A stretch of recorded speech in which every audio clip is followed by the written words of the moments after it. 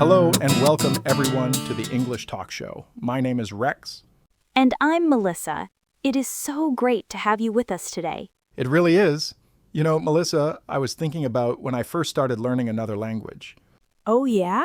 And the most nerve-wracking part was always the simple, everyday things, like just buying a coffee or asking for directions. I completely agree. It's those basic interactions where you feel the most pressure to get it right. You don't want to hold up a line of people or say the wrong thing. Exactly. So that's what we decided to focus on for today's episode. We're calling it Everyday English, Your Survival Guide. I love that, a survival guide. We're going to give you the key phrases you need for 3 very common situations: shopping for clothes, buying groceries, and eating at a restaurant. These are things you'll probably do in your first week in an English-speaking country. Our goal is to make you feel prepared and confident.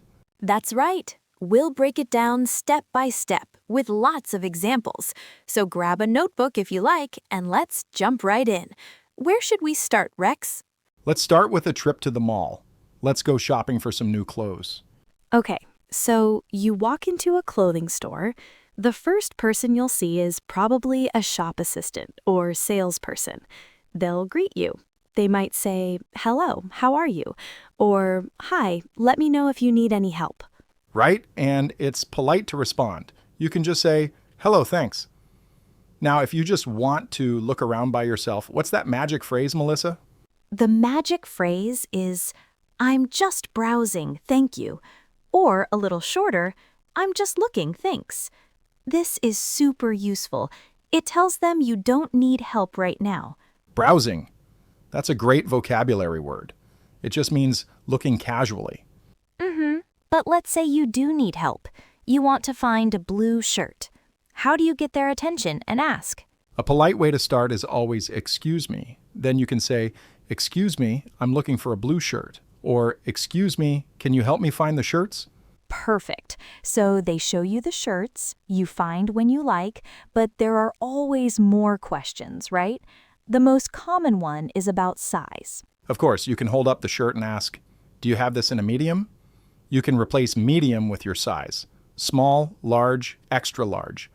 And sometimes the sizes are numbers. So you could say, "Do you have this in a size 10?" Good point. What about the color? Maybe you like the shirt, but you prefer green. You can ask, "Does this come in any other colors?" Or more specifically, "Does this come in green?" Okay, another question. What if you want to know what the shirt is made of? Ooh, that's a good one for people who care about fabric. You can ask, "What is this made of?" Or, "Is this cotton?" And a very important question for many shoppers, how to ask about the price or a discount. Yes, you can point to the item and ask, "How much is this?" If you think there might be a discount, you can ask, "Is this on sale?" Is this on sale? A very important phrase. Okay, so you found the perfect shirt. It's the right size, the right color, and it's on sale. Now you need to try it on. You need to find the fitting rooms, or sometimes called dressing rooms. You can ask an employee, "Where are the fitting rooms?" And they'll point you in the right direction. Okay, let's do a quick role play. I'm the customer, you're the shop assistant. Ready? Ready. Excuse me, Yes, how can I help you? I'm looking for a pair of jeans. Of course, they're right over here. What size are you looking for? I'm a size 32. I like these ones. Do they come in black? Let me check. Yes, here you are. Great. And are these on sale? Yes, they are 20% off today. Perfect. Can I try them on? Absolutely. The fitting rooms are just past the cash register. Thank you. See? A simple, successful interaction. That was great. So the jeans fit perfectly. I'm ready to buy them. I go to the cash register. What you can say to the cashier is, "Hi, I'd like to buy these, please." Or just these, thanks. They'll scan the item and tell you the total price. Then you need to pay. It's always good to know if they accept your payment method. Right. You can ask, "Do you take credit cards?" Or, "Can I pay with Apple Pay?" After you pay, they give you the receipt. They'll say something like, "Have a nice day." And you can say, "Thanks, you too," and you walk out with your new jeans. Success! Okay, from the clothing store to the grocery store. This is a different experience. It's usually much bigger and you're on your own. That's true. First, you need to grab a shopping cart, the big metal thing you push, or a basket if you're only buying a few things. Cart or basket, got it. The biggest challenge in a supermarket is finding what you need. The signs above the aisles help, but sometimes you just can't find something. It happens to everyone. You can always ask an employee who is stocking shelves. Just like before, start with, "Excuse me." And then what? You can ask, "Where can I find the pasta?" Or, "Could you tell me where the eggs are?" You can also ask about the aisle. For example, what aisle is the coffee in? Exactly. They might say, "Aisle 7," or they might be more descriptive and say, "It's in the back of the store, next to the dairy section." Dairy section. That's a good vocabulary word. That's where you find milk, cheese, and yogurt. The section for fruits and vegetables is the produce section. Yes, in the produce section, things often don't have a price sticker. They're sold by weight. So, how do you ask about the price? You can ask an employee, "How much are the apples per pound?" Or, "How much is this per kilo?" And sometimes you might have a question about the food itself. For example, with avocados, it's hard to know if they are ready to eat. That is a classic problem. You could ask someone working in the produce section, "Excuse me, is this avocado ripe?" Ripe means ready to eat. That is a very useful question. Another place you might need to talk to someone is the deli counter or the butcher counter. Right. Here you have to be specific about what you want and how much. For example, you can say, "Hi, could I please get half a pound of turkey breast?" Or, I'd like 6 sausages, please. They will prepare it for you, weigh it, and give you a ticket with the price. Okay, so your cart is full, you found everything, now it's time to check out. You have 2 options here, usually, the traditional cashier or the self-checkout. Self-checkout is where you scan and pay for the items yourself. It can be faster, but if you're not sure, going to a cashier is always a safe bet. At the cashier, they will scan your items. Then comes that very important question about bags.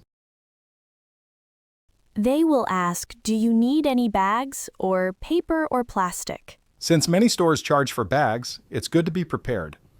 If you brought your own bags, you can say, "No thanks, I have my own." If you need one, you can say, "Just one, please." Then you pay, just like in the other store. They'll give you your receipt. And you're all set. You have food for the week. All right, after all that shopping, I'm starving. Let's go to a restaurant. This involves the most conversation, so it's a great one to practice. It is. Let's start from the beginning. For a busy restaurant, especially on a weekend, it's a good idea to make a reservation. Definitely. You can call the restaurant and say, "Hello, I'd like to make a reservation." They'll ask for how many people, the day, and the time. For example, a reservation for 4 people on Saturday at 7 p.m. And they'll ask for a name. But what if you don't have a reservation? You just walk in. You go to the host or hostess stand, which is usually at the entrance. You tell them the number of people in your group. The phrase is, "A table for 2, please," or, "Hi, do you have a table for 2?" Right. If they're busy, they might say, "There will be a 20-minute wait." But if they have a table, they'll say, "Right this way," and lead you to your seat. They'll give you menus. Then, a few minutes later, your server, your waiter or waitress, will come to the table. Their first question is usually about drinks. They'll say, "Can I get you started with something to drink?" You can order a soda, juice, or just water. A great way to get free water is to ask for tap water. You can say, "I'll just have a tap water, please." Good tip. After they bring the drinks, they'll ask if you're ready to order your food. They'll say, "Are you ready to order?" If you are, you can use the magic phrase, "I'll have," or "I would like." For example, I'll have the salmon, please. And what if you need more time?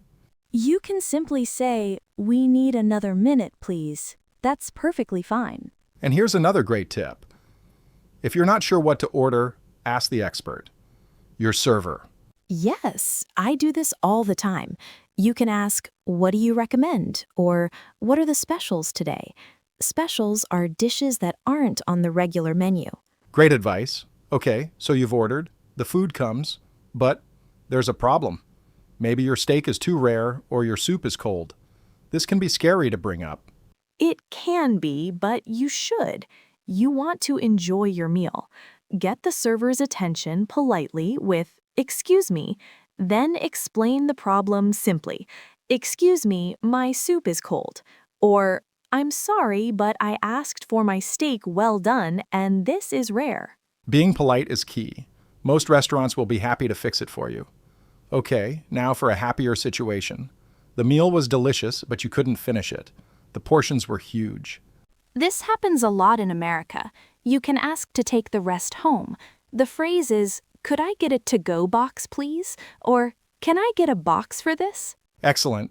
And after the main course, they might ask about dessert. They'll say, "Did you save room for dessert?" "No, thank you, we're full." Or you can ask, "Could we see the dessert menu?" Let's say we're full. We're ready to go home. We need to pay. "We'll take the check, please." Or more simply, "Check, please." They'll bring the bill or check to your table. You put your credit card or cash in the folder. In many countries, like the US, it's customary to leave a tip for the server. That's a very important point. A tip is extra money you leave to thank the server for their service. It's usually around 15 to 20% of the bill. Right. It's a big part of the culture here. So you pay the bill, leave the tip, and you're all done. And there you have it, a complete guide to shopping and dining in English. That was a lot of information, Rex. It was, but it was all so practical. These are conversations you will have. The key is not to memorize every single word, but to remember the key phrases for each step. Exactly, like, "I'm looking for" in a store, or "I'll have" in a restaurant. These simple phrases open the door to the conversation. And please, don't be afraid to make mistakes. No one expects your English to be perfect. The most important thing is to try to communicate. People are usually very patient and willing to help.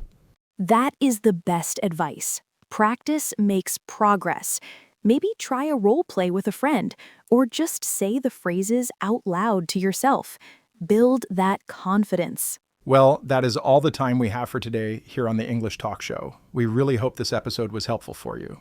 Thank you so much for tuning in. Join us again next time. Until then, this is Rex saying, keep on practicing. And this is Melissa saying goodbye for now.